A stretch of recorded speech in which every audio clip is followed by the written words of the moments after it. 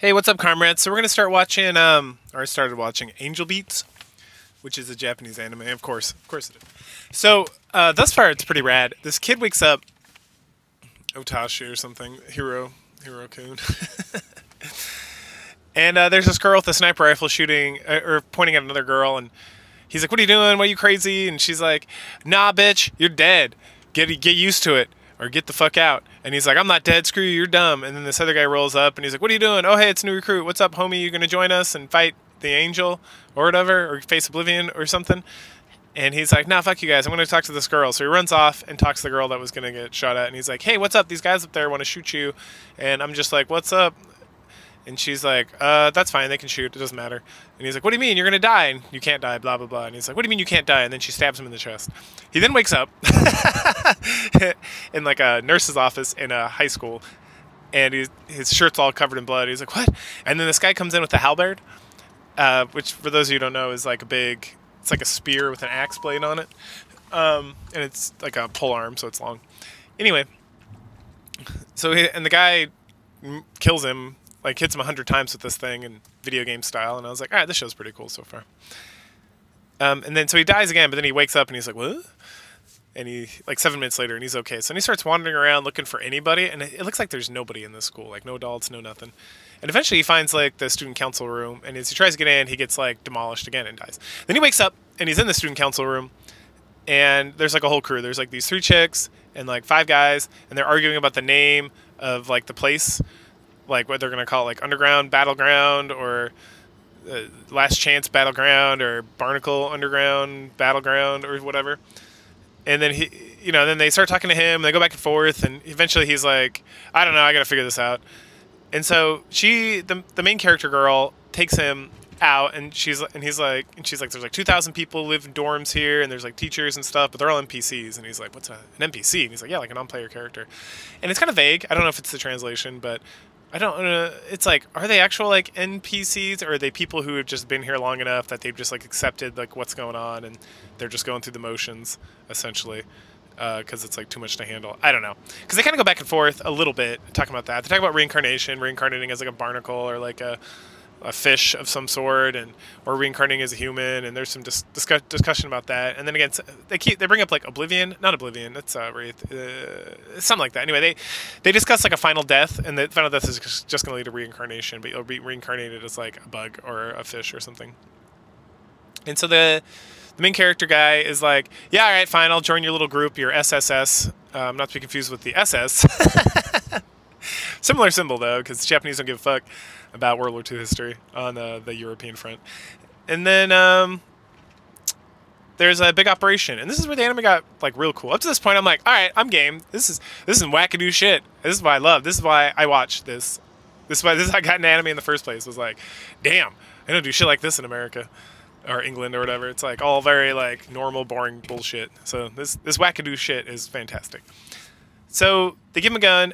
And the plan is they're going to steal all the meal tickets from all the students during like a rock concert. And he has to be on like the barricade duty, which means he's going to fight Angel if she shows up. And so then we get these like, hot anime babes in high school girl uniforms rocking out, playing some like good old fashioned J-rock. And I'm like, I'm game. This is awesome. And then the gun battle proceeds because Angel starts walking up on the main character guy. And he starts firing at her, and he hits her once, and then she starts blocking with like her sword magic. Her arm turns into a sword. And then he's running away and shooting at her, and she keeps deflecting. Then all the rest of the crew from the student council is like, sup homies, we're here. And they all pull out their machine guns and shit, and they start just firing at this chick, and there's all sorts of like battle stuff, and one guy like tries to use a bazooka. And we go back, and then it keeps going flashing back and forth to like the rock concert, and the J-rock is like pounding real heavy and strong. And then finally they like steal all the meal tickets, and then they all like deuce out while the angel just kind of watches them. And then they're just in the cafeteria like eating, and he's like, "Is it okay for us to be here doing this?" And the main character girl's like, "Yeah, why? We're not doing anything wrong right now." And that's all that angel character cares about. And he's like, "Huh, okay, it's kind of wacky." So fair enough. So episode 2 continues the crazy nonsense with this this show. We have the whole crew, and they're standing around talking about how they're running out of gunpowder, and they need to like upgrade weapons or some repair some weapons or whatever, and they also need to get a new weapon for the main character. And they're like, all right, time to go to the guild. Parachute drop action now. And he imagines they're going to jump out of parachutes. And he's like, I'm not really a fan of big heights. And they're like, no, dummy, it's underground. And so apparently there's this whole underground facility where they construct or repair material for weapons usage. And so the rest of the episode is just them going down there and losing people along the way because there's all these traps because Angel like figured out that there's some shenanigans going on down there. So she's headed down. So even though they called ahead and told the guild that they were coming, they reset all the traps. And so people are just getting murked left and right. And eventually they get all the way down to the guild, and it's really just the main characters, like the main character girl and the main character boy. And while they're down there resting after they lose like the ninja chick, she tells them about, he's like, wow, you're really into this leadership thing. It's kind of impressive that you're taking charge and all this stuff. And she's like, yeah, well... And then she tells this like really haunting story about how when she grew up in like a nice like upper middle class family essentially with a nice house, and that one day the parents were like working or something and they were just like kids were hanging out at the house, and then these like burglars like came in with ski masks and were trying to rob the place, but after they couldn't find any money, they told her as the oldest sister she better go get the money or get some valuables or they were going to kill her siblings. And she had two younger sisters and a younger brother, and so as tried as hard as she could, she was unable to do that. And these guys ended up killing her siblings. And then by the time the police got there, right, she was the only survivor. That's what her words. So, oh my goodness. And then there's like some crazy mistranslation issue because he says, "Wow, how'd you die?" And she's like, "I didn't commit suicide. None of us committed suicide, you dummy." And I was like, well, that wasn't the question he asked. So clearly this was not translated well, this particular section.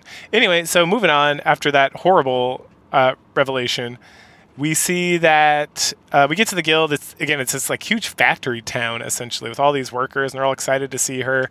And then the leader of the guild is this like teenager who looks like a 40-year-old man with like a full beard and stuff. And the main character's like, what the fuck, is this guy actually a teenager? And then we hear Angel coming, and so everyone's like freaking out, and she's like, we gotta abandon this. And it's like, we can't just abandon this. And he's like, wait, if you abandon it, how are you gonna make weapons? And they're like, oh no, we just make, our memories are what makes weapons. We just like dig sand, and then we use our memories of how things are supposed to be constructed, and then we're able to construct things. So there's some like really wonky, like illogical magic crap going on, that how they're able to produce weapons and guns and all this stuff. But hey, whatever. So the most important, and again, it's like the most important thing is that they don't lose themselves or their memories. But at the same time, it's like people can't die. So it's like, meh. Anyway, so they load the whole place up to explode, and then main character, boy and girl, go upstairs to fight Angel and distract her while they like set this up. And then they end up the guild ends up building this like tank with this big cannon, and it does like nothing because they don't actually know how to do that in real life, so they don't have the memory of how to do it, so they weren't able to construct it the way it should have been. Okay. But they blow up the guild, Angel falls down into the thing, and then everyone like heads off to like the old guild, where the old guild structure was. And they're like, all right, cool, we'll reset up shop here. Hooray! And then we see all the people who died in the traps, because no one can really die, like getting up and being okay. So there you go. That's the episode. So this is another OVA that we're going to insert.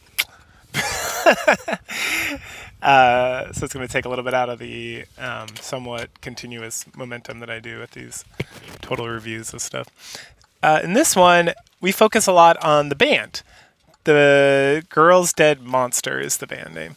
And there's the two plots. The main plot is two of the members of the band are really upset that the main singer lady is taking up all their time and making them practice all the time and just all this stuff. So they come up with this like really cockamamie scheme where there's going to be like this Golden Week experience.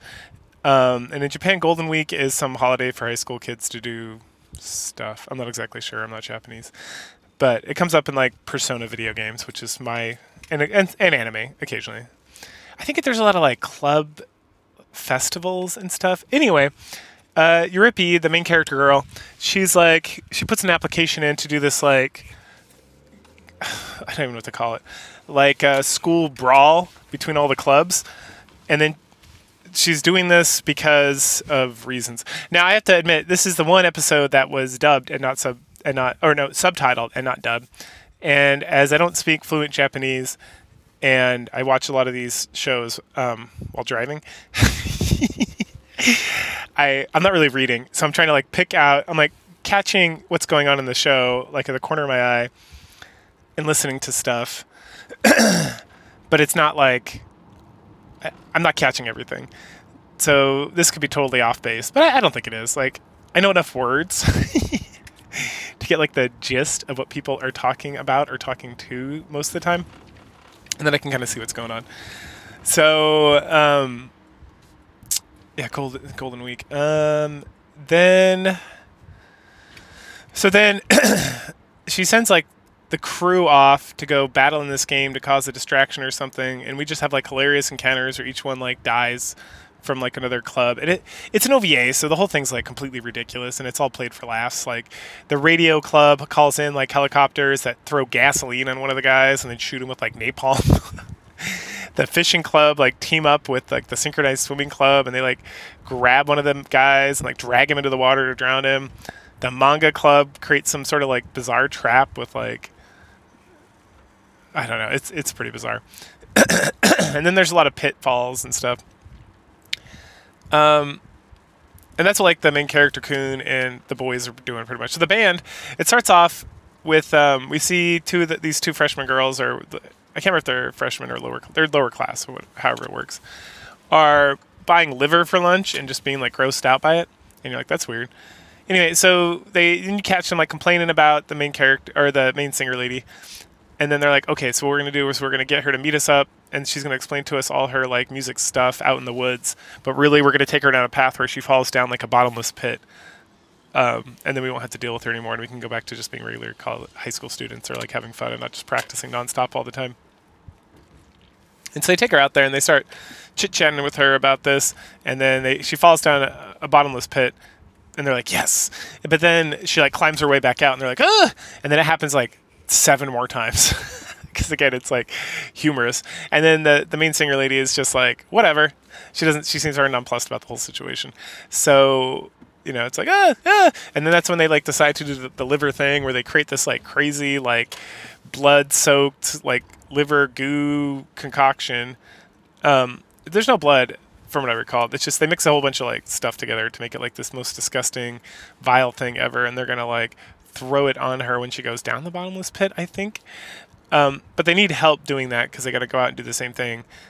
And so they elicit the aid of the ninja lady, who loves her like little stuffed animals, and they literally get the exact same stuffed animal and just put a ribbon on it, and they're like, oh hey, can we use your help? And then the ninja girl's like, wait, is that a female one? And they're like, yeah, for sure. And then the one girl's like, isn't this just the same thing she has but with like a ribbon on it? And they're like, shut up. And so she agrees that they will give her the girl stuffy if she helps him like dump this thing on the girl when she falls down the pit, I think, or like by the pit or something. Anyway, the fourth member of the band this whole time is like trying to figure out what's going on, because she's like upset that like, what are these guys doing? I feel like there's some shady business going on. I don't trust it. And so like the next night they're out there wandering around, and the girl's like, all right, we almost got this. She's going to fall in this pit. She's going to throw it down there, and then we can like go back to like doing whatever fun thing we want to do. And the problem is they run into the fourth member, who's like, you're causing problems to like the freshman girls, and she starts running at them. And then the freshman girl, there's like the two freshman girl, or the two lower classmen girls, and the one lower classman girl is like kind of the brains of the operation, and she's like, ruh-roh! And so she starts to run, but then the ninja girl is like hugging the two stuffies, and she drops the bucket, and it lands right on top of the fourth girl, and then she loses it and literally becomes a demon. And then she starts tearing apart different members, different people, just like just dumping around, like punching them to death, and like gnawing on their bones and all like crazy stuff. But it's all played for like yuck kind of humor. And that's when Angel and main character Kun, because main character is the only one who survived, obviously, and then he met up with Angel, and they are like super friendly for some reason. And then Eurip is there, and she's like, aha, I created the demon just like I wanted, so that the demon could battle Angel and win or something. And then Angel's like, oh, I guess I got to do this. And she like summons one of her swords, and then, it's like a fun little scene. And then she goes and they fight. Da-da-da! And she slays the demon. Oh well, Euripus' plans fail again. And then we're back to the band practicing and everything, and things are like back to normal, except I guess the freshman girl has to like eat raw liver every day or something, because then there's a scene where she's like in the bathroom being like, I can't believe that the red liver's so raw or something like that, and everyone, ha ha ha ha. Oh goodness gracious. Hey, so the third episode takes us in a meandering journey focused on the singer lady. So in the previous episode, we had this rock band, and the main singer of that, we find out a lot about her past and whatnot. So the show's starting to establish the theme clearly, because the main character girl reveals to the main character guy, who's like our stand-in because he's got amnesia and he has no personality, that she killed herself because of like crazy things that just happened. So the singer girl is like playing a ballad, and the main character girl is like, no, we need something to catch everyone's attention because we're going to get this nerd, and while you're playing the concert, we're going to sneak into Angel's room and hack into her computer and get information. And then the show continues to be very like bipolar, if you will, with like slapstick humor and then very serious subject matter, which happens immediately. Because we go from that, and there's like a silly thing about math, and then we go to this very serious, or the main character like bumps into this fangirl of the musician, and she just bounces off the walls, and I felt like was completely unimportant to this episode, but maybe important in the long run. And then we meet the girl, and her and the hero are talking, or the main character, it's not really a hero of anything. They're chit-chatting about when she died. And we find out that she was in an abusive family, and her parents like hit her and hit each other and fight and scream all the time, and that she escaped into music, and that eventually she found the guitar on the street, and then that kind of like gave her life and purpose. So she started playing music and working and going to school, and she exhausted herself, and eventually she kind of like passed out at work. But then it wasn't even the exhaustion that really knocked her out. It was that she got hit in the head so hard by her parents that it caused some sort of brain issue where she can no longer sing. And then shortly thereafter, she pulled the cord on life. So, so now we're seeing, that's the pattern, right? We're starting to see like, oh, these people are here because they killed themselves. And then we get more information in the end episode, which even like throws more anime into the mix of like a kind of wacky new story. But it's like we get more anime craziness going on. So the concert goes, and they distracts Angel, and they break into the room, and they're like hacking, and Angel has a list of every student, the NPC, quote unquote NPCs, and the non-NPC characters, which I feel like that's gonna be blown open at some point. So, but then like the concert gets broken up, and one of the teachers tries to like take her guitar, which she brought with her to the afterlife, which is like the guitar that gave her the music, that gave her life in the first place, and tries to throw it away. And so she fights them, gets the guitar, and then she plays this ballad that she wasn't supposed to play. And it's like very soulful and meaningful, and she has like a coming to Jesus moment essentially while she's playing. Like she's just in pure like, this is exactly what I live for, this is why I was alive, was to help others through my music. And then she disappears. So she got obliviated, or whatever they're calling it, where she disappears into oblivion. And before that happens, the nerd and the crew, they find out that Angel is not getting gifts from God to fight them. She's developing her own gifts the same way they develop weapons. And if I recall correctly, the way to develop weapons is just through understanding and like their predisposed information from before they died. And so it's like, well, if there's no God, like what is Angel? Like they have to like reevaluate that whole thing. And then also the main character is more concerned about just staring off into the sunset and thinking about like, so I guess there's other ways to become obliviated, besides something. I don't even know.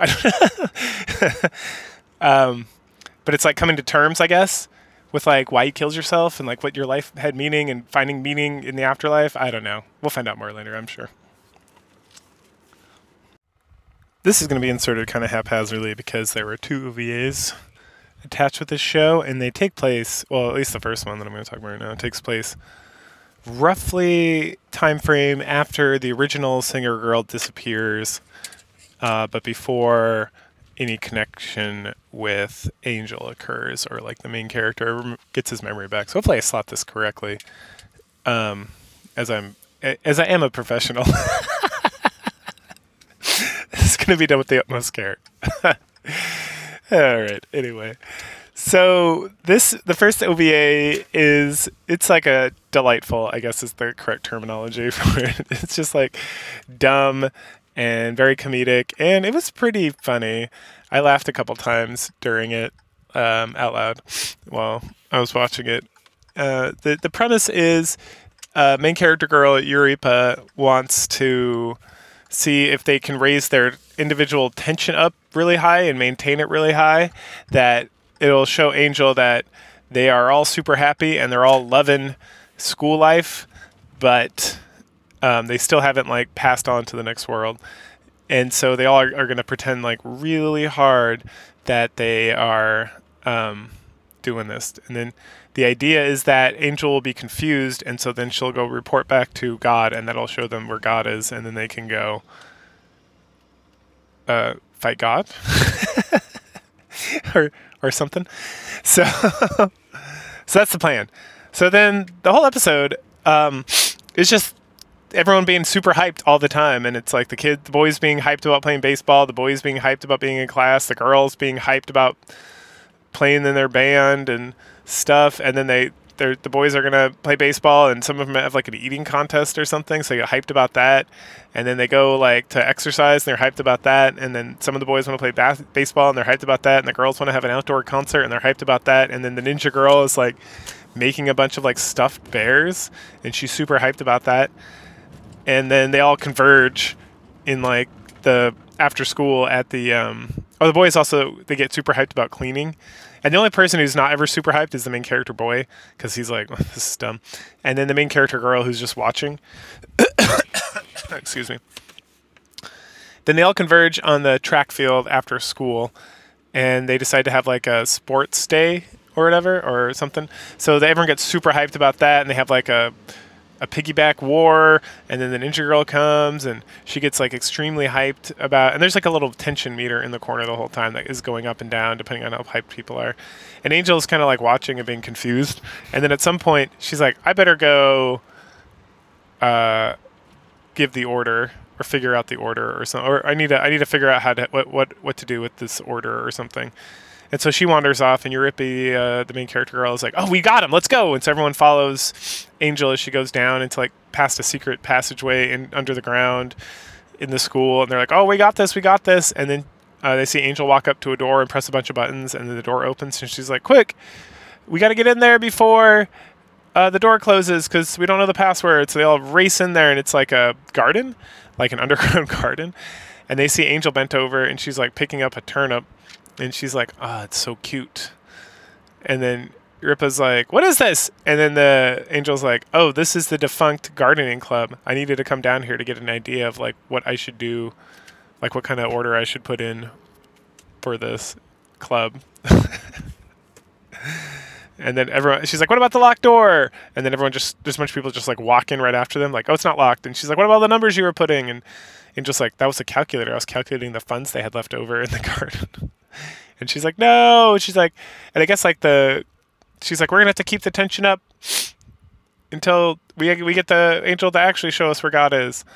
And then it's like 2 weeks later, and everyone's passed out dying from like lack of sleep and too much use of energy or not eating or something. Except for Yuripa, who's like drinking water and watching. And then the last one standing is like the new pink-haired musician girl, who's like, I can't do it anymore. And then she passes out. Oh, good stuff.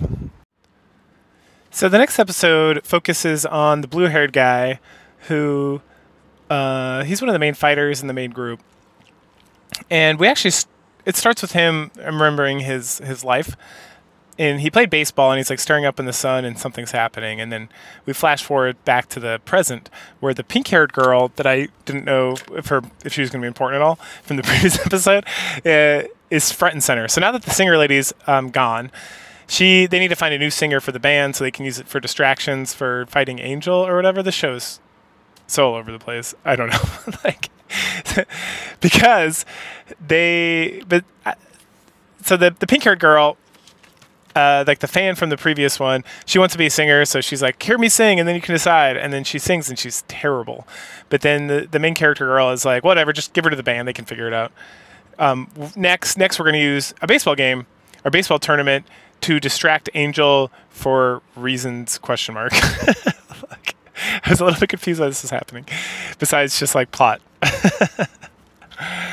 So either there's some mistranslation, mislocalization, or I don't know.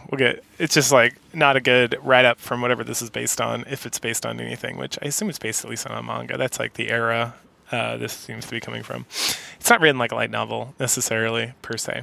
At least how the anime is coming across to me as an expert in the subject.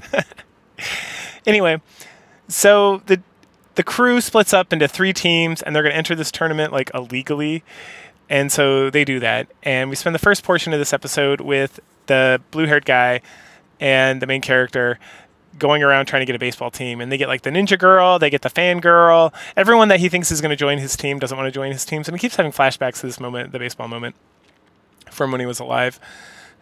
And eventually they pull together a crew, which actually ends up being very successful, as they are able to work their way through the tournament and win every game till they get to the final game. And at some point, Angel shows up with like the baseball team from the school to play. And so there's like some conversation about that. But mostly it's just like it's almost just like a sports anime. It's just like them being good at baseball and doing baseball shit.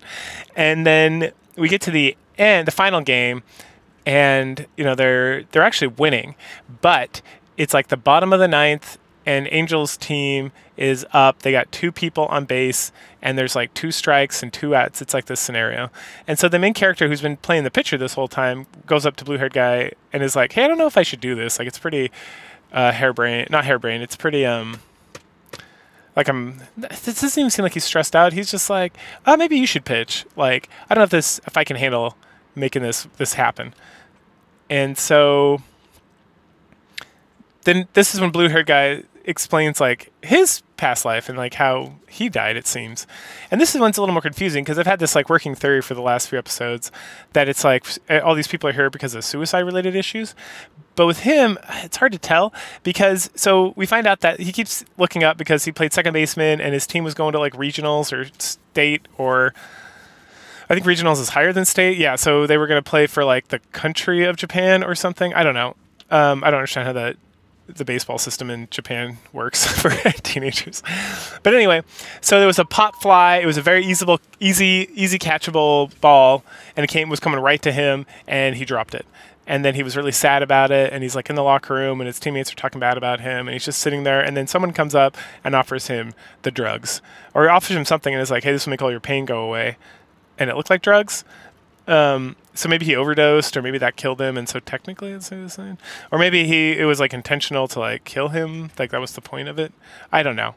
I didn't get like a firm view on exactly what was going on with that. But so maybe my theory still works out, because he overdosed or something, he killed himself, and that's why he's here. But so he's out there, and so the main character is like, all right, whatever, man, I'll just pitch. So he pitches, and it's a pop fly to second, so it's exactly like in his life. And so he's in exactly the same place, much like the singing girl from before. She's like in the exact kind of like same area where like now she gets to live the life she wishes to live, which would have, if this had been like fulfilled in her life or his life, he would have not committed suicide or not felt the need to end his life. And so then he'll like obliviate. And so multiple people recognize this, like the main character, girl and boy. And so the pop fly's going, and he's like, oh, I'm actually going to catch it this time. And I feel so at peace, and like, oh, this feels so good. And like, am I going to disappear? And he's like, I don't care. This is what I want now, or whatever.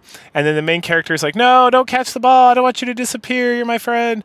And then at the last second, pink-haired girl like jumps him, and so he drops the ball. And then and then we see like and they lose the game. And then we see the main character girl, she's like watching with binoculars from like the student council room or whatever. And she's like, good. She's like, oh, I'm glad. Thank you for not disappearing on us. Right. So that's kind of sweet, but I mean, they denied him like peace in the afterlife, I guess. So I don't know. We'll see if there's any consequences to this. But yeah, that's where this goes. Oh, also in this episode, we meet like the student council vice president, because I think Angel's the student council president, maybe. And it's this other guy. We just meet him for a second. He may be important later. The thing with the show is that thus far, when people are introduced, they tend to, like in the previous episode, they tend to kind of be important going forward or have some relevance, it seems. So let's see if that continues going forward. So it's finals week at the School of the Dead, or whatever this place is.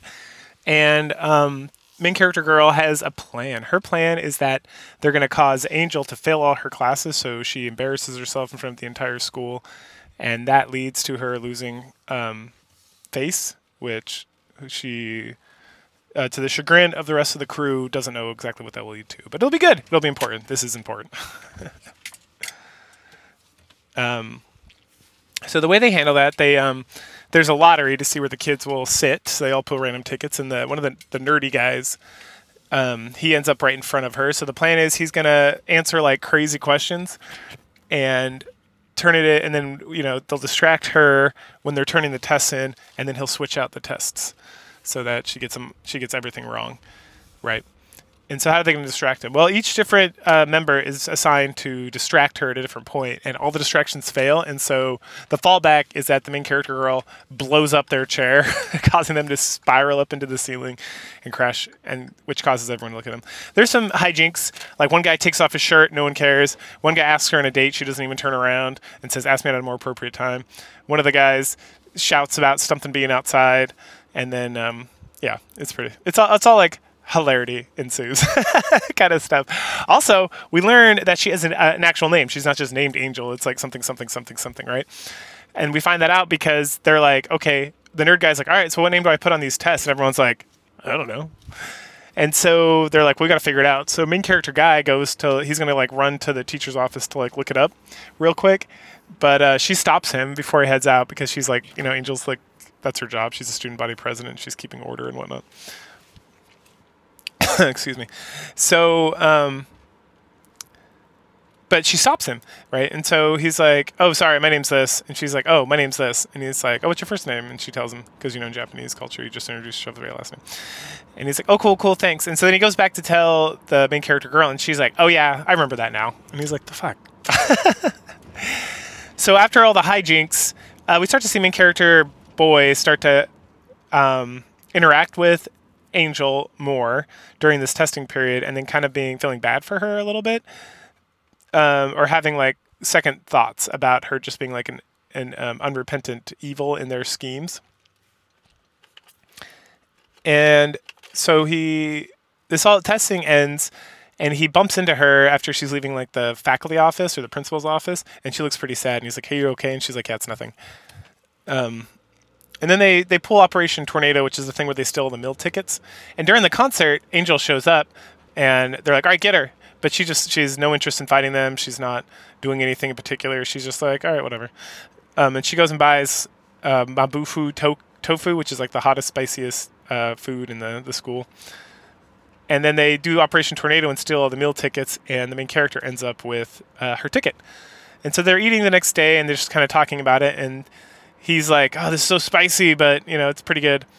And then he feels bad for Angel because he's like, "Oh man, we like ruined her thing." So she's probably sitting all she wanted was to like eat tofu alone and be content with that, but we took that away from her, so she has like nothing. And this is kind of bumming me out.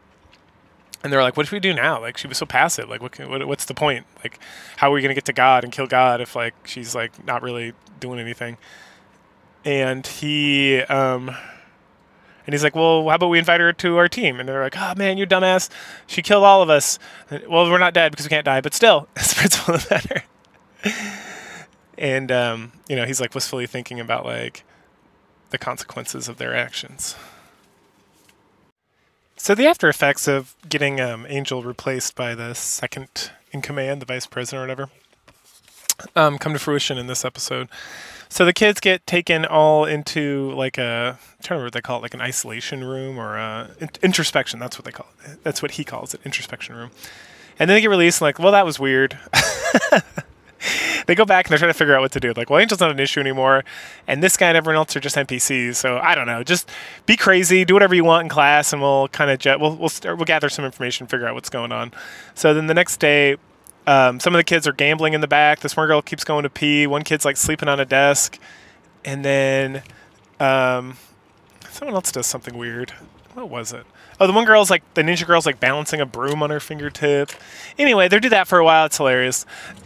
And then the vice president, or now the student body president, comes storming in, and he's like, hey! And then everyone kind of pieces out of there. Main character has a conversation with main character girl, and she gives him this radio, and she's like, we don't really need this anymore now that Angel's been defeated. Afterwards, he walks by the classroom and sees Angel just like chillaxing in her desk, and he walks up and starts talking about the spicy tofu meal that he stole from her, and they go and eat some while they're on break here. Because they eat during break, which is against the law.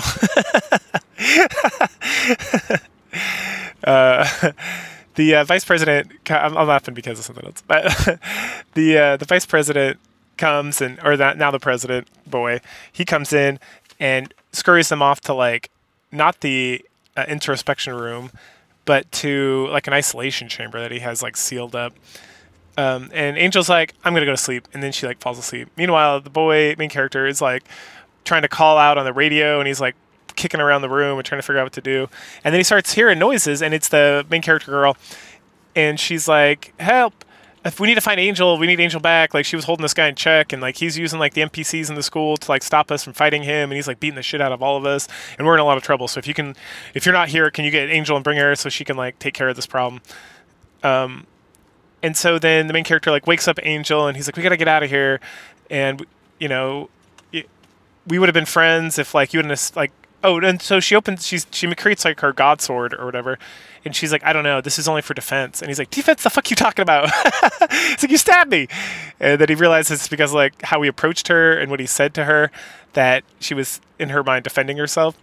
And then she has like multiple layers, and one of them's like a flower, and can't open the door. She can't cut through the door or anything. It's made so well, I guess, with like the dreams. Remember, everything's made of like dreams and wishes or like memories or whatever. So. But he comes up with the idea that she can put the first, like the sword in the crack in the beginning, and then when she gets to like level 4, it'll like shatter the door open, which works. And then he grabs her hand. Oh, and he has a conversation about them being together, right? About like, oh, I would have joined you, and she's like, you can't join me because if anyone who joins me like disappears. And then he like realizes that that's why she's always alone and why she's always kind of sad, because that's true. When people join her for whatever reason or like become her friend, they like disappear. So she can't have friends. So it's a very lonely experience, sad times. So, and it has something to do with like, because if you were friends with her, you would enjoy school life or something. I didn't quite get the connection there, but that seems to be, it's when people like achieve the things they wanted in life but couldn't have because of whatever sad story, they like reach oblivion or like the next stage or whatever. This is like their purgatory to like kind of figure that shit out. So maybe just being with her would allow people to do that without any conflict.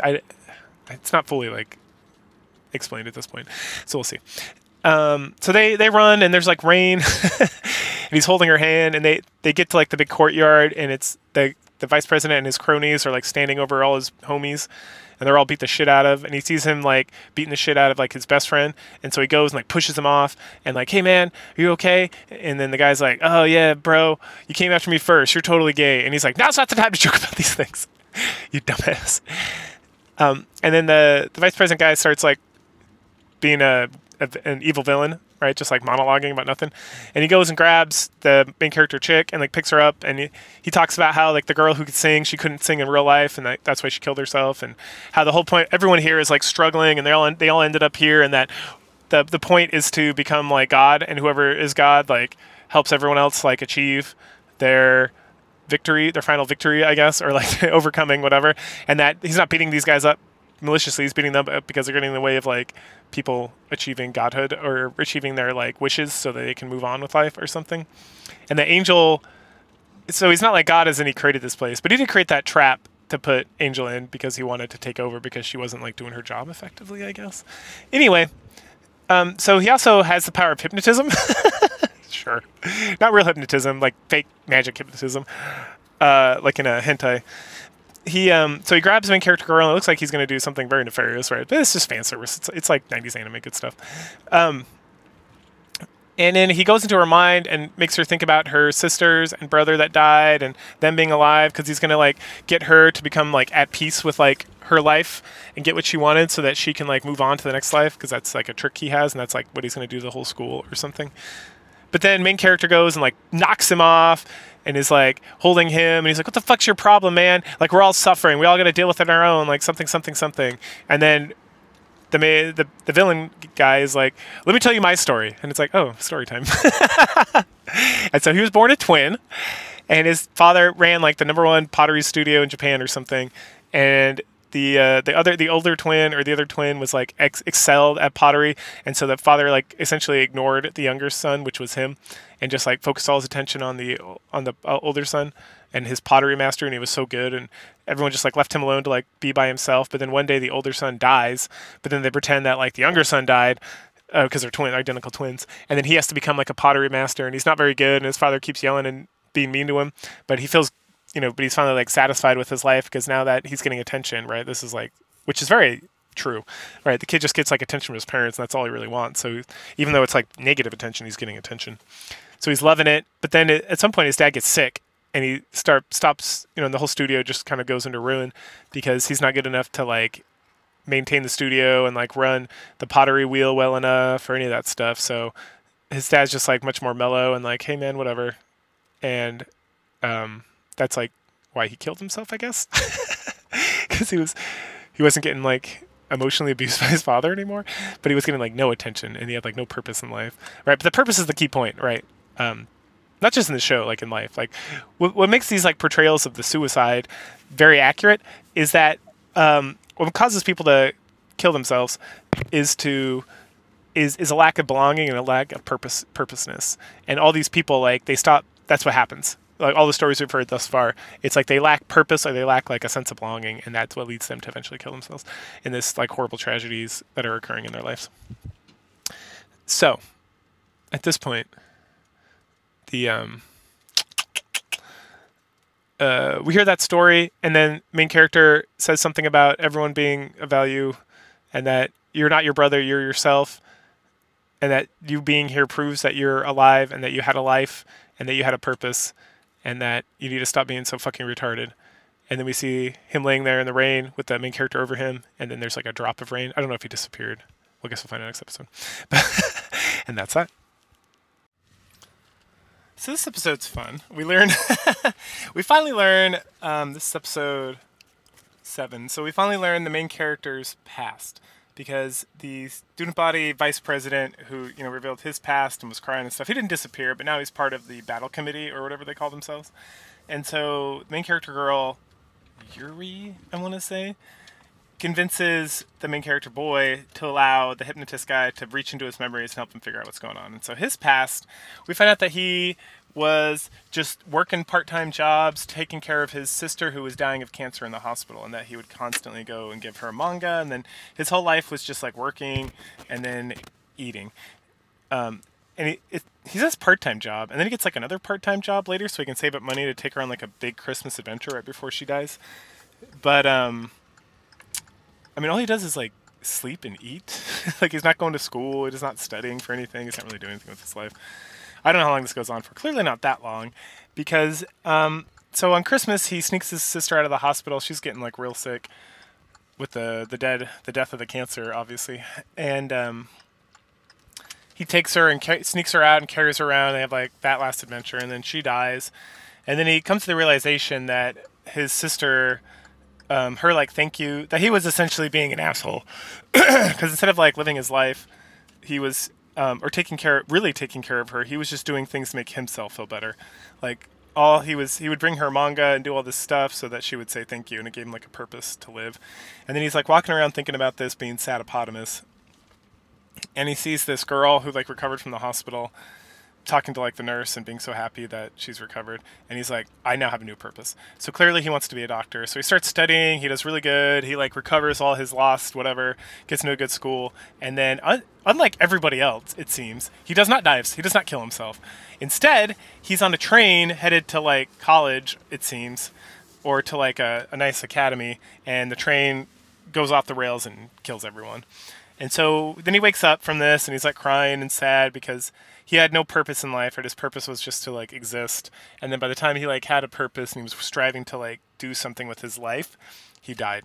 So that's his hold up, I guess. Is just like the purpose of his life. And so then he, main character girl and vice president guy who keeps referring to himself as God, which is kind of funny, are they leave him alone. He cries it out. He comes and talks to her, and you know, she's like, yeah, it's real rough. That this happens pretty often when people like remember their past. Like they usually have these kind of like little breakdown situations, which makes sense because it's like a lot of information to like take a hold of.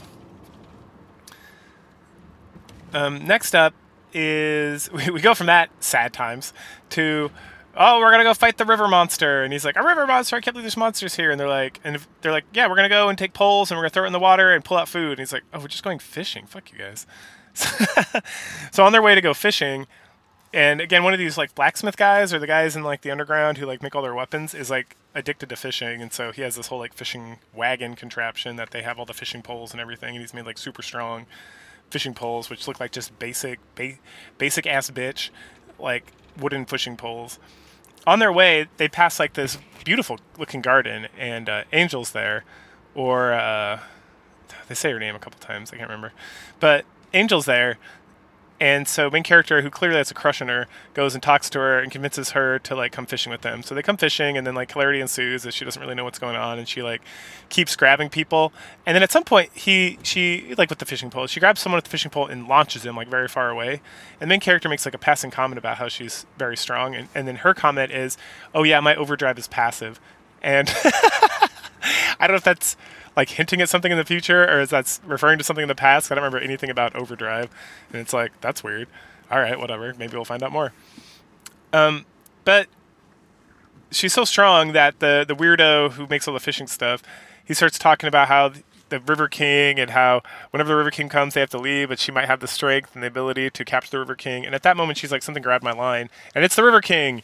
And so everybody has to like team up to join forces to help her pull it out. And then right as they're pulling out, she uses her like swords, her god swords or whatever, and cuts the thing up. And it's like a giant fish sea monster kind of thing. And she cuts up like beautiful giant steaks. And they're like, wow, what the fuck are we going to do with all this food?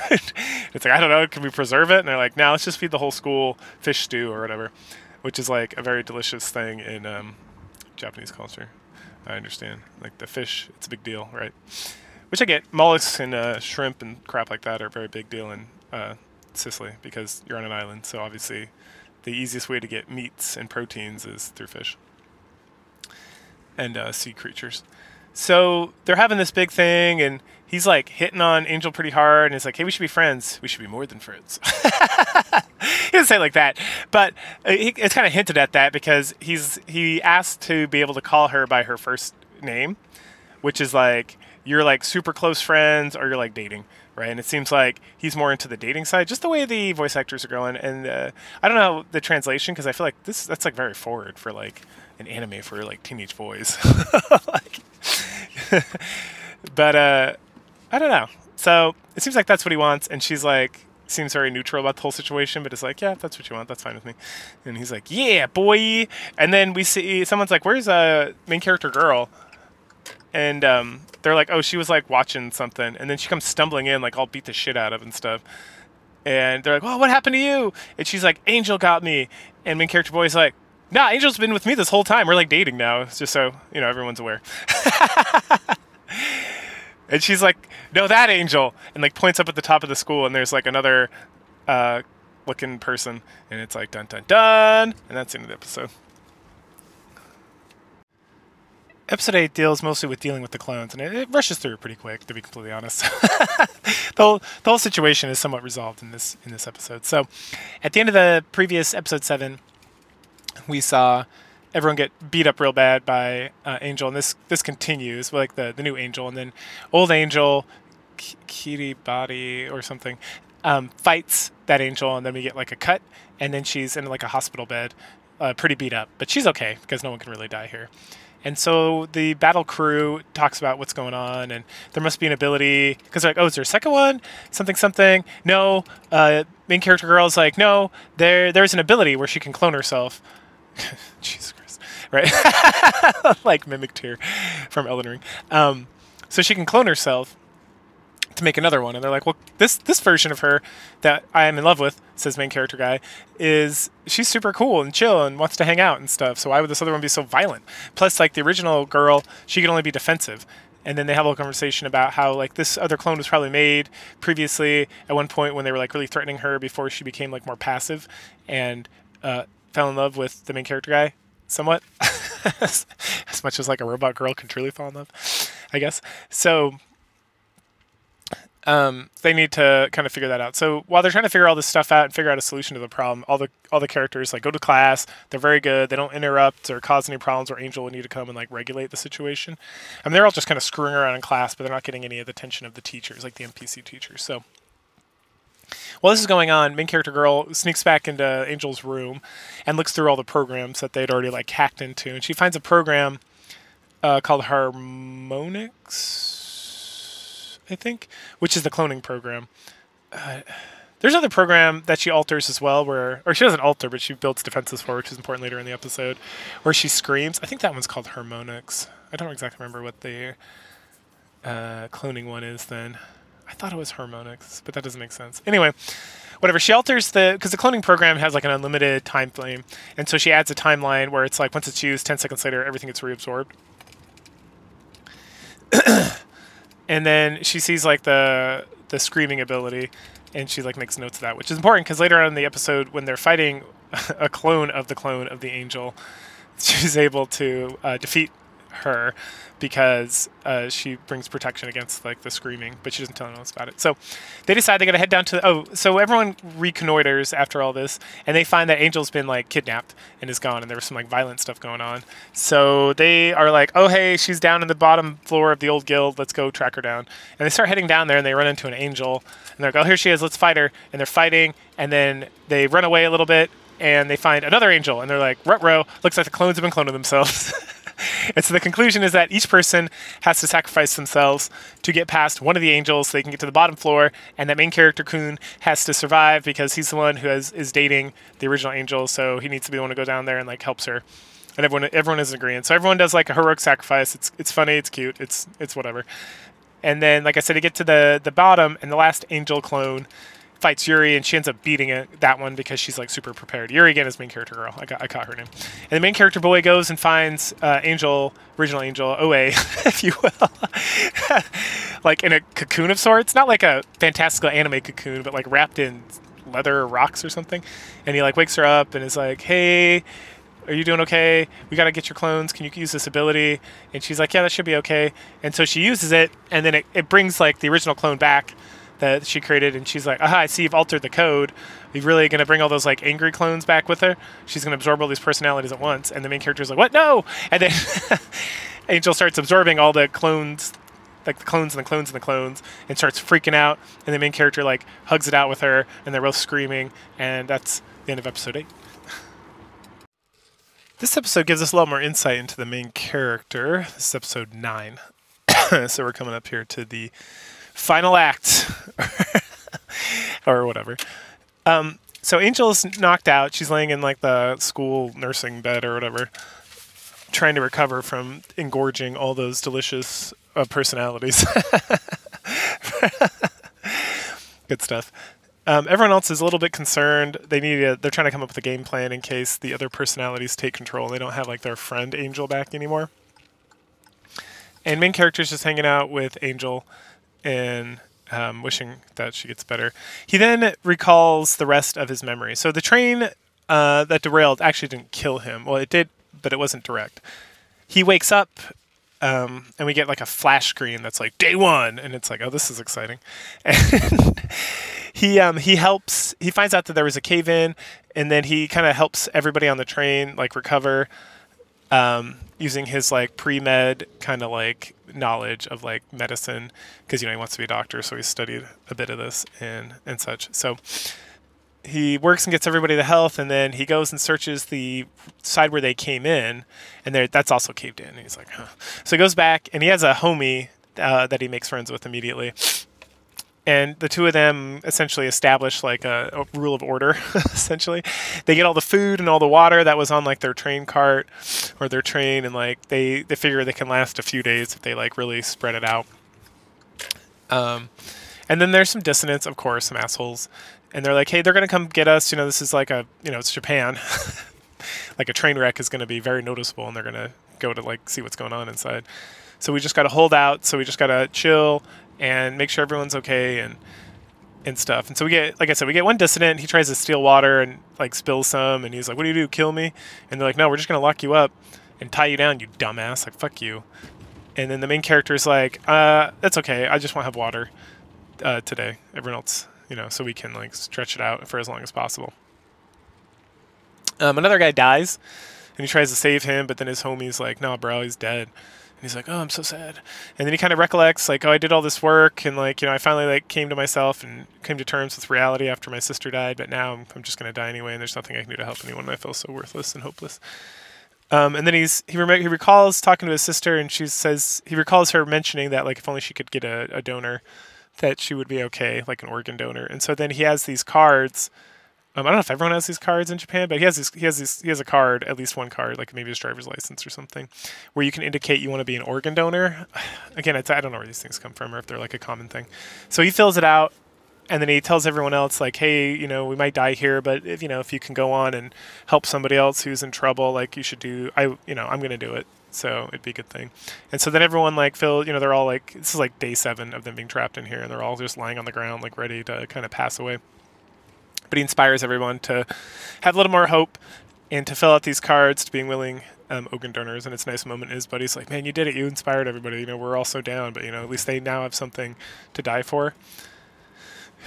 And then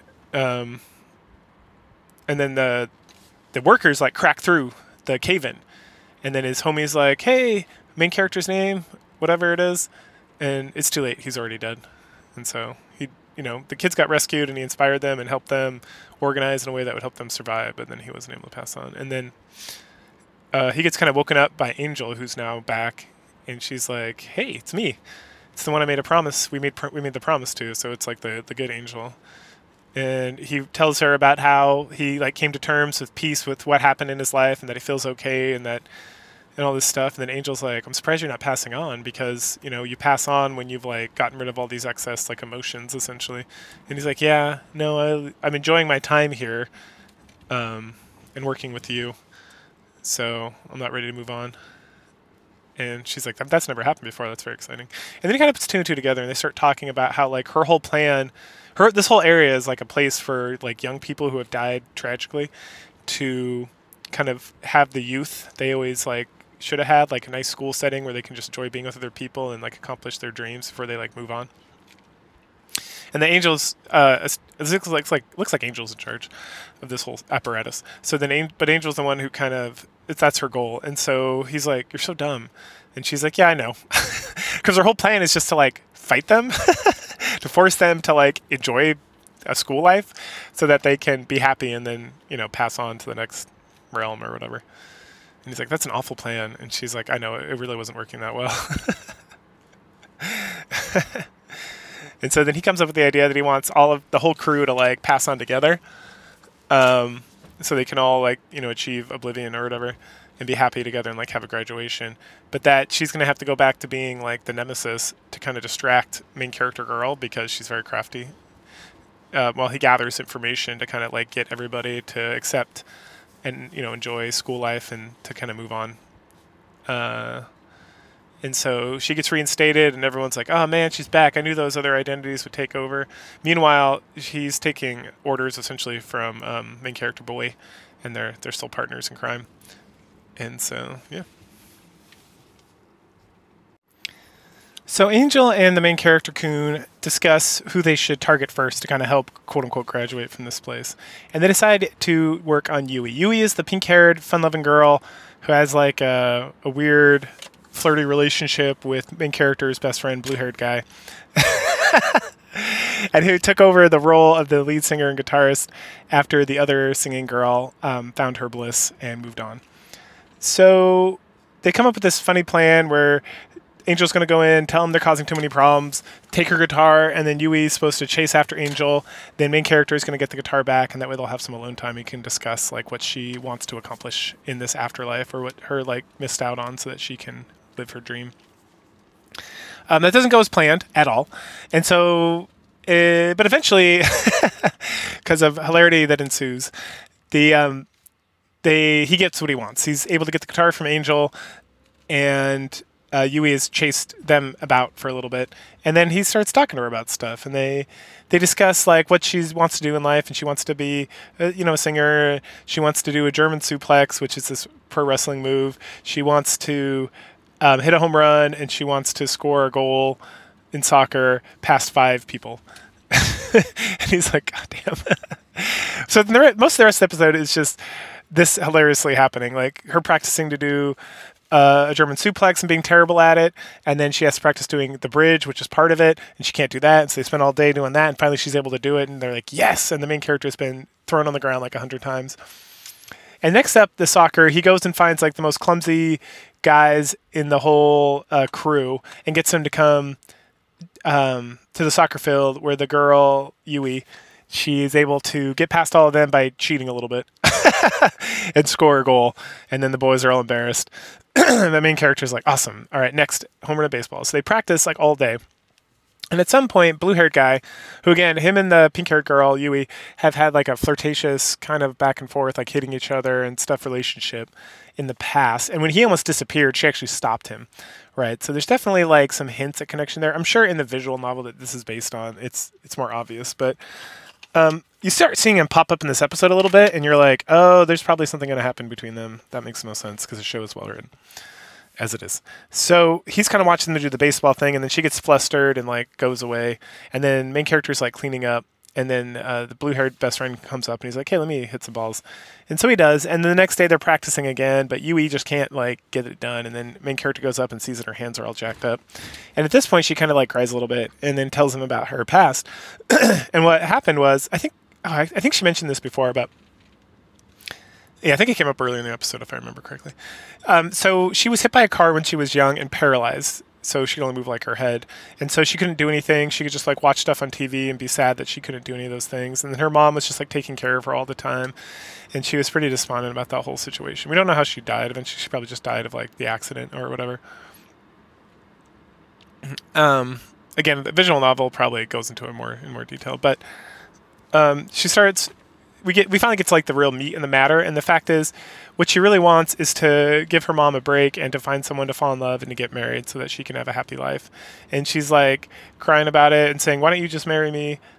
And he's about to be like, "Yeah," but then the blue-haired guy who's been like creepily watching them again steps out and is like, "I'll marry you."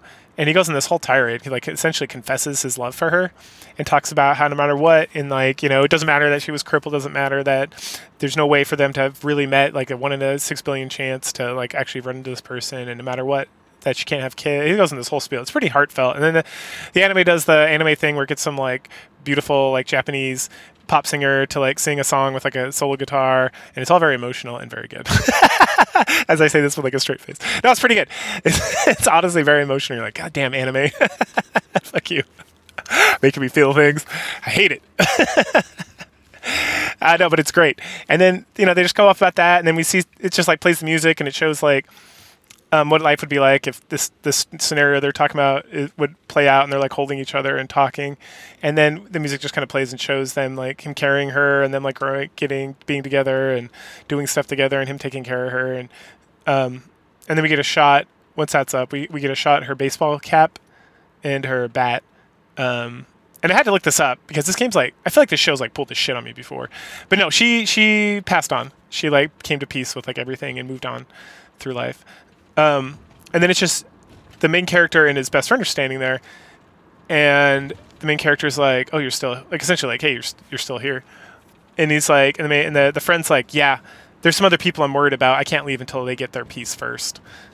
Because he's already gotten his piece, right? But and that's something I was thinking about, where it's like in the previous episode, main character like reached his piece and decided to stick around, and this character, I mean, what's her name, like kind of helped him, but even if he didn't catch the pop fly or whatever, he definitely like came to terms with the whole scenario, which is why he almost left. But he stuck around for her, it seems like, right? And again, we're missing a lot because this is based on a book, and so I'm like guessworking a lot of this stuff. But that's kind of like what I feel from this, based on kind of what I view as like the show is implying to me, is that this whole time he's been kind of like, and this episode kind of makes this more forward, is that he's been kind of watching the main character this episode and kind of giving him like looks, and that demonstrates that he kind of knows what's going on, that he can kind of tell that he's at peace as well, but that I think it's kind of implied, and I don't know if maybe I'm wrong, but it's kind of implied that he also decided to stick around even though he came to complete peace with himself, and so now they're going to like team up and help everyone else, and then we just get like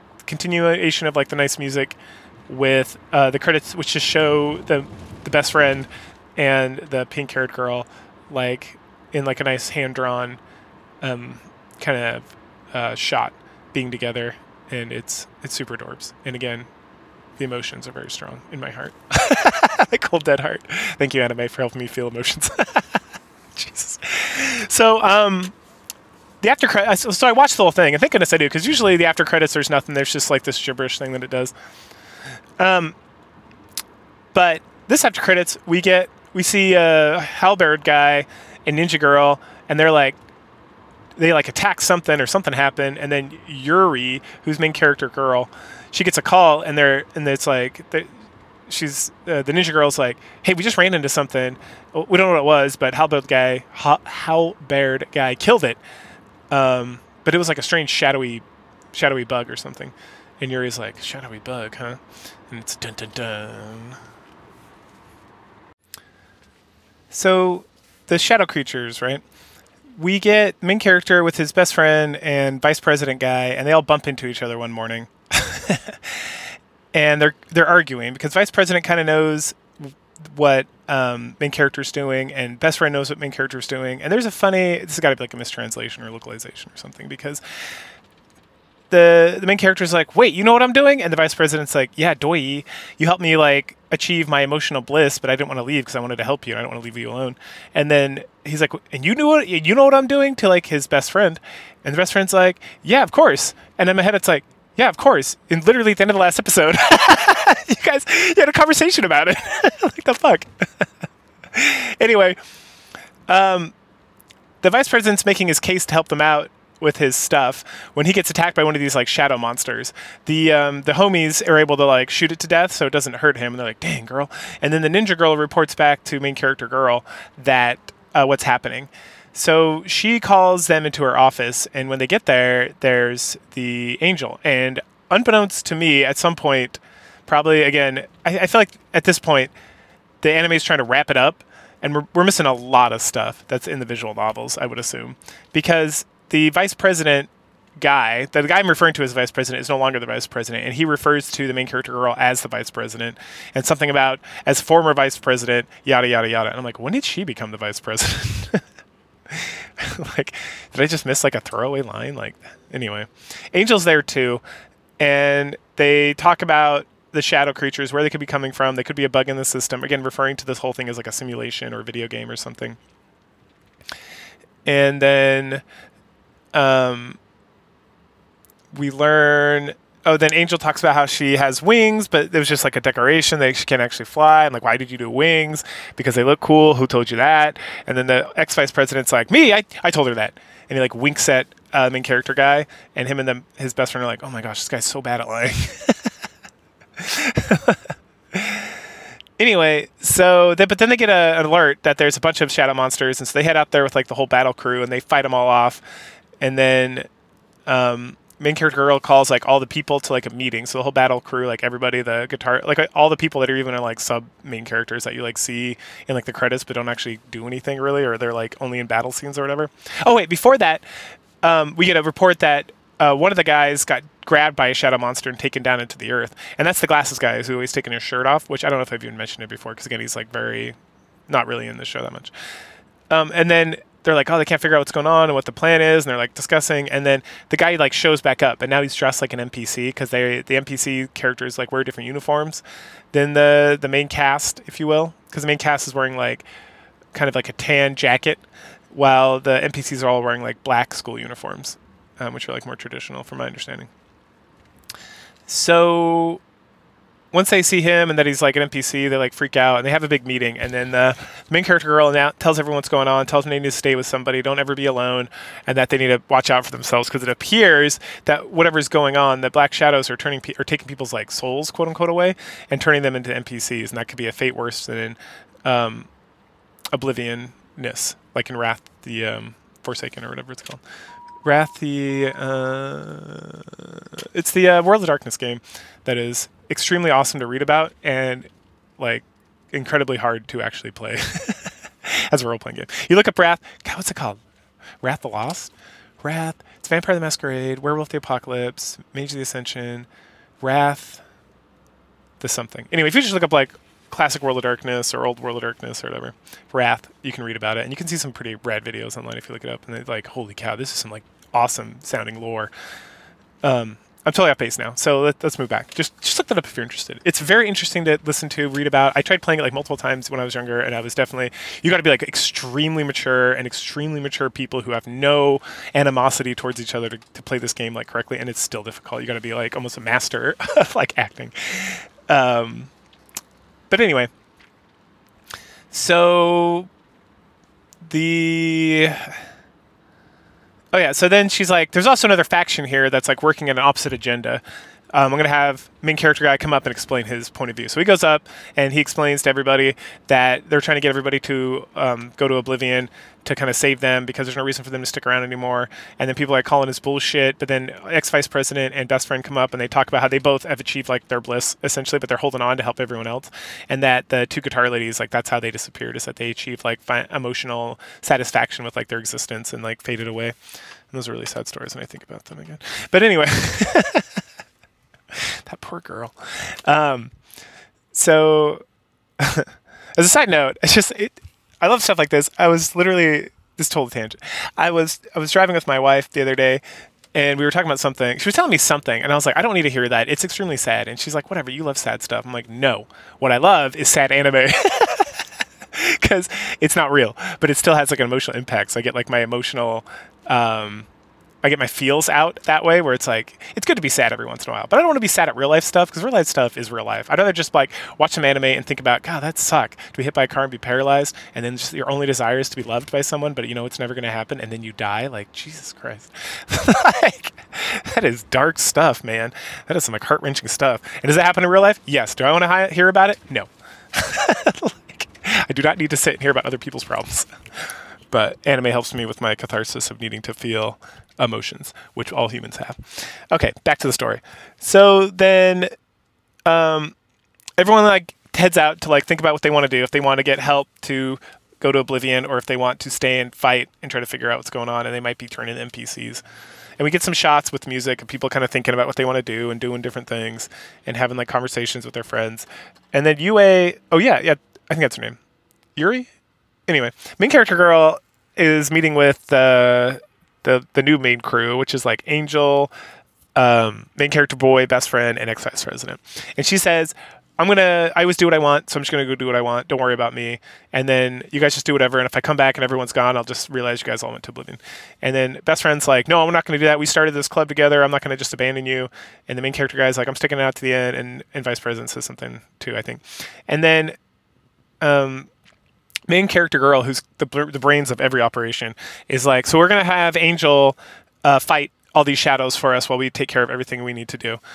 And then they have like somehow this leads to her revealing that Angel is just another girl, that she's not like a program or angel or anything.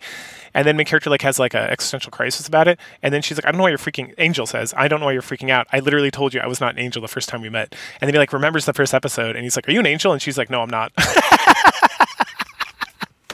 And he's like, oh yeah. And he's like, what are you doing here? We got to help you. Because he's in love with her, right? Get out of here. And she's just like very quiet. And so they go their separate ways, and then we focus on the main character girl for the rest of the episode. And she's trying to her hypothesis is that someone is creating the bugs using a program there, because where the bugs come from, NPCs get turned into the bugs. So like the NPCs are part of the program. So someone's logging into like the program, like Angel does, and turning the NPCs into the shadow creatures, and then the shadow creatures are like self-replicating. So if she can find out who's doing that, she can stop them and maybe like turn it around, have the shadow creatures turn the shadow creatures back to NPCs. And so she's looking around for someplace with a lot of computers, and she bumps into like a teacher who's like setting up a computer like late at night. And at first she thinks he's doing it, but clearly he's just like an NPC, just putting a new computer in. And he spills the beans that he's doing this like every night. Like he keeps coming to like install new computers because they keep getting stolen. And she's like, interesting. So then she's like trying to figure out how she needs to set a trap to catch this person. And then she heads back to where the guy was like setting up the computer, and she's like, there's got to be a way. Is he throwing it out the window? I mean, these computers are big, so it's not like he's just like carrying them, right? Because this is not like a laptop computer. This is like a desktop with a monitor and the whole shebang. And then they're taking multiple computers. So she digs around a little bit in there, and she finds a secret passage in the room that goes straight down. And then she's like, oh my gosh, this has to do with the guild again. And then that's where the episode ends. So we flip back over to the rest of the crew, mostly the vice president guy, ex-vice president guy, main character, and best friend. And they're trying to figure out what to do, and they're talking about how, all right, let's go talk to everybody individually and kind of get them like whether they want to move on or not. And then when they open the door, the 3 band ladies are there, and they're like, hey, we're ready to move on. We lost 2 singers, and like we all decided together as a team that like, it's about time we head off. We had a good time. We were able to like live the youth we never were able to, and live our dreams, and so we're ready to go. And then main character's like, that's awesome, good job. And then we like clip back to looking at the main character, and we clip back to the hallway where he was talking to these girls, and they're gone, right? Because they vanished. And then they head outside of the school, and there's just like thousands of these, or hundreds of these, it's like hundreds of these like shadow creatures. And so they're about ready to fight them. And as they start fighting them, all the rest of like the dude bros who are part of like the combat team, they all start showing up and fighting as well. And it's super cool. It's like a fun send-off. The ninja lady shows up. This guy shows up from the mountains that I don't recall. Might be a light novel thing, or maybe he was just like someone mentioned him or something. But so they're all fighting, and then the main trio at this point, the ex-vice president, main character, and best friend, are like, hey, Ninja Girl, you got this with everybody, right? And she's like, hell yeah. And so they head off. And then we go back down underground to be with main character girl. And she's having some like thoughts, and she runs into some shadow creatures, and she kills them. And then she starts to run out of bullets. And then Guildmaster shows up, and he's sitting there, and they have like a conversation about how he loved doing this, and it was super great, and how she protected them so they could live their dreams and do all this stuff, and how a lot of the guild members like left, went back up to the surface. When the tunnels got like taken over by the shadow monsters. And he gives her a gun, and he says something like, this was a blast, I had a good time, and then he disappears. So then this is her. She fights her way through some more. She gets to kind of like the old guild or the new guild. I don't know, she gets to herself to like a bigger room with like stuff in it.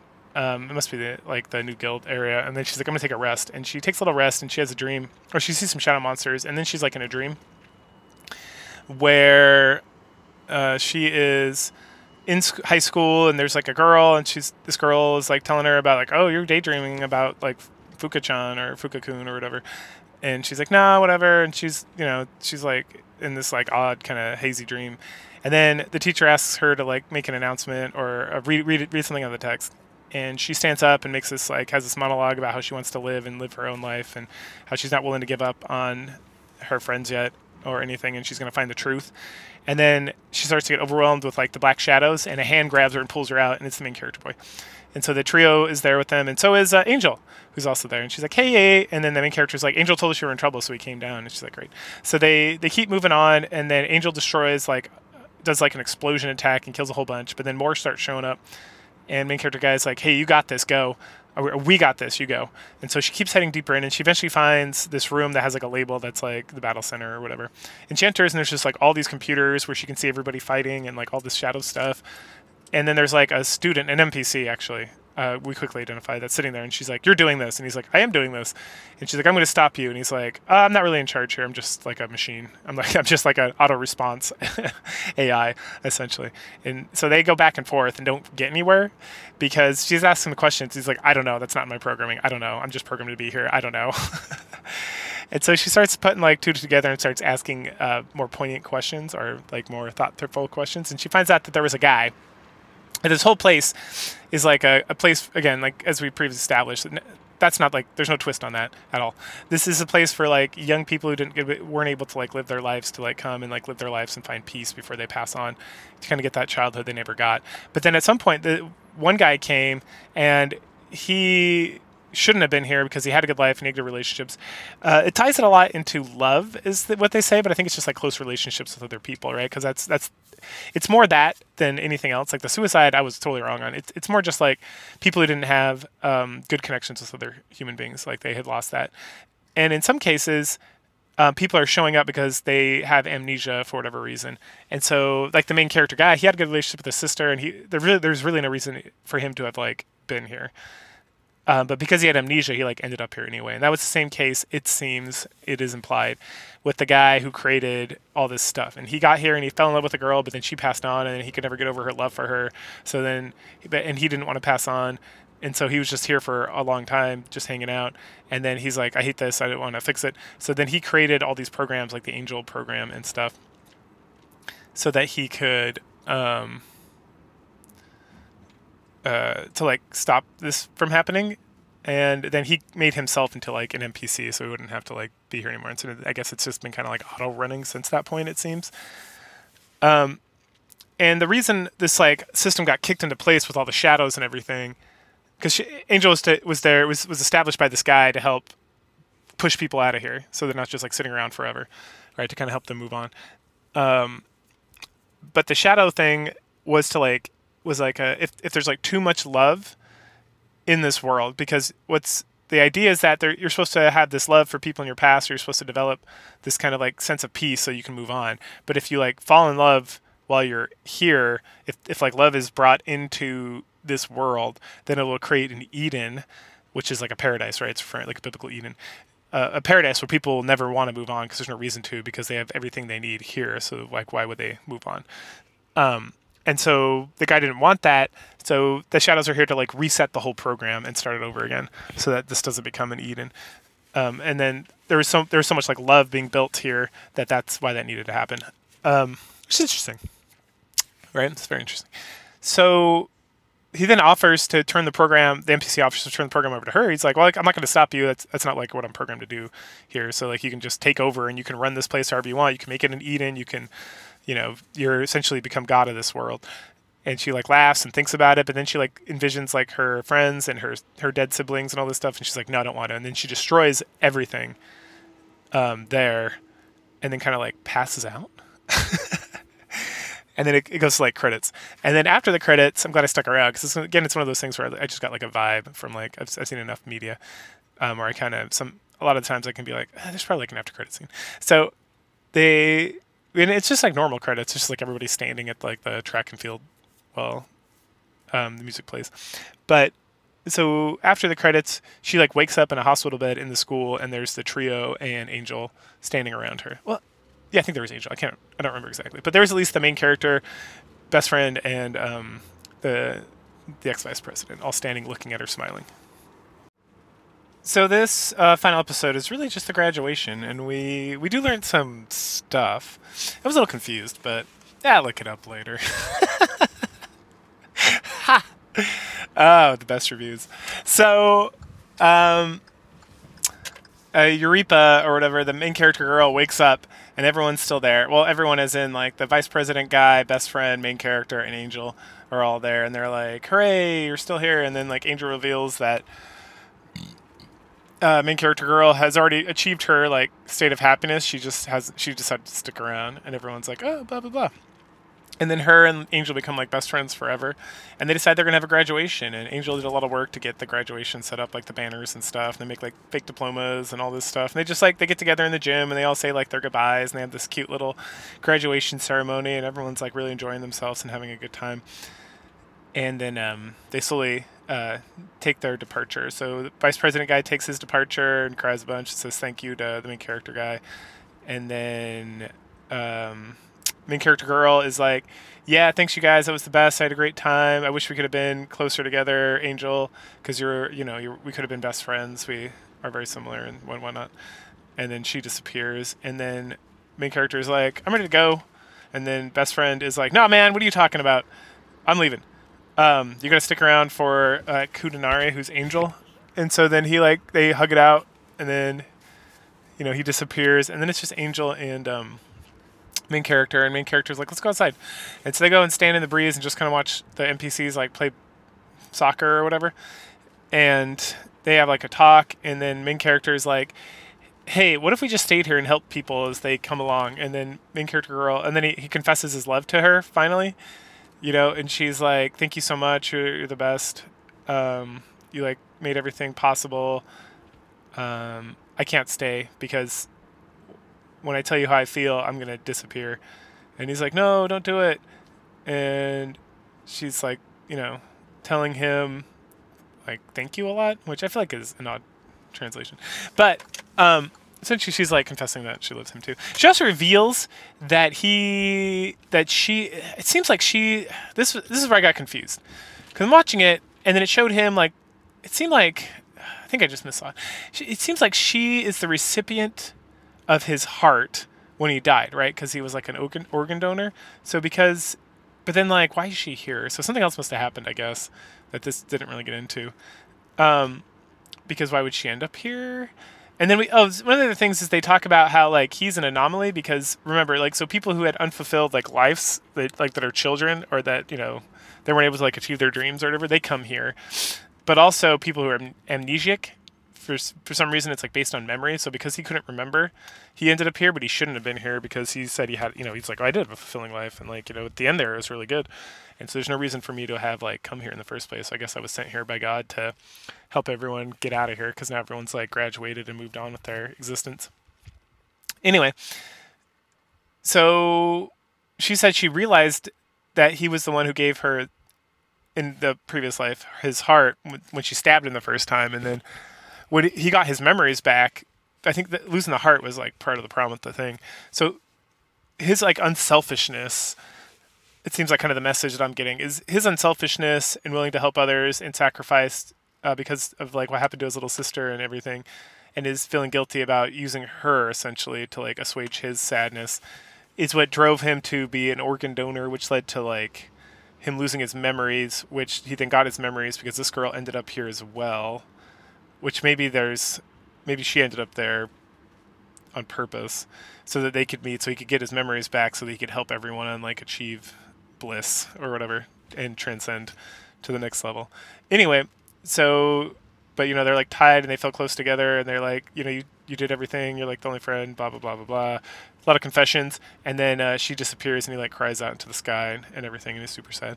And the credits roll, and then this time with the credits, everyone disappears one by one until there's just until everyone's gone. So it gets down to like the last four, like the main character girl, best friend, and then Angel disappears, and then he disappears, and then then we see a shot of a girl with short white hair, because Angel has like long white hair, wearing a hat so you can't see her face, and she's humming like the main theme of the show. And then we see a guy who's main character guy, Otonashi, and he's like walking by, and then he stops and turns to see her, and she starts walking in the opposite direction, and then he goes to like grab her or touch her shoulder, and that's where the show ends, and it's like the end. So good stuff. So it seems like because again, this is coming from like a Japanese point of view, and a lot in Shinto and Buddhism. Well, I don't know about Shinto necessarily. I think it's Shinto, but definitely in Buddhism, the thought of like reincarnation is definitely a thing.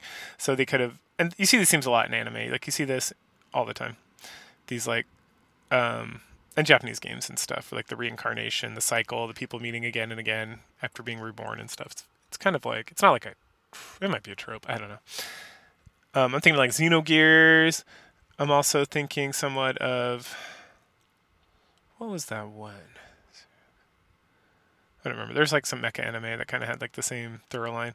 Anyway, so it's very touching, very good. And then there was like an epilogue, like another epilogue that was like 2 minutes long, and it looks like Otonashi did stay behind for a while before he decided to pass on. And again, like the whole thing with the timelines in this doesn't make sense, because this is like an out of the world experience. Because Angel was here a long time ago, but if she got his heart to like live, then he died before she did, but then he showed up later, right? So there is definitely indications of some sort of divine or outwardly character kind of being involved with this whole process, because otherwise they would have sunk up differently, right? Like she would have been here after him and not before him.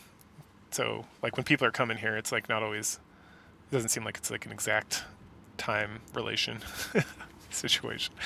Anyway, what else to say? Oh yeah, so that plug was interesting because it shows some guy being like, "What is this? This is BBB, blah blah blah," and then the student council president comes in and it's Otonashi, and he's like, "You need to wake up. What do you need to do to get out of here? Then you're right." And he's like, "Oh," and then he goes and sits by himself, and you can hear these girls talking about like, "Oh, does he have a girlfriend? Oh, I hear he's waiting for somebody, blah blah blah blah," which is interesting because it's kind of the same thing that happened before, right? Like the whole reason they had like this whole situation with the shadows or whatnot and everything was because a guy was in love with a girl, and then she left him there, and then he became like kind of broken and then became an NPC. I don't think that's what's happening with Otonashi.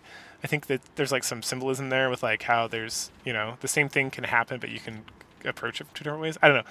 It said it left with like a line that was like next stage. So I don't know if that indicates there was more. I don't know what this is based on. It seems like this is kind of just like its own thing, or like a short light novel or manga that it's based on, because it's pretty wrapped up. Like, and you know, you could always expand, and this kind of like the second epilogue, another epilogue, could be like a hint to that, or like a, but if you just don't watch it, then the whole thing like syncs up very well. And that's the great part of the show. It's like 13 episodes. You watch it, you get everything you need. It resolves everything, and you just move on with your day. And then it leaves this kind of like, oh, Illusion of Gay was another one. Illusion of Guy, whatever you want to say, had the same kind of similar thing where like the world, you know, you like save the world, and everyone like you and your friends like disappear into like the ether, but then you like meet up again in like another lifetime. Yeah, so it was good. I really enjoyed it. No complaints whatsoever. And definitely recommend Angel Beats as a quality, top shelf anime without a lot of time investment, which these days can get kind of annoying and be a thing. Like you're watching like an episode, you're in season like 5 of Titan. What's it called? Return to Titan or whatever, or Attack on Titan, and you're like, oh, is this ever gonna wrap up? And it did, so good. Or you're in like one of these like isekai animes, and you're like 3 or 5, what is it? I love. Is it okay to pick up girls in a dungeon? But we're getting like season 4, or no, we're getting season 5, I think, coming up. And there's been like a movie, and it's like this thing is it's not even halfway through like the light novel series, and then there's multiple light novel series. Like this thing's never gonna end as long as it's still popular. At least hopefully it'll end someday. Unlike Spice and Wolf, which I guess they just redid. I gotta like check that out when I get a minute. But they did like the first 2 volumes. I loved it so much I bought the light novel omnibus. Anyway, cool. Well, yeah, highly recommend Angel Beats. Catch y'all later.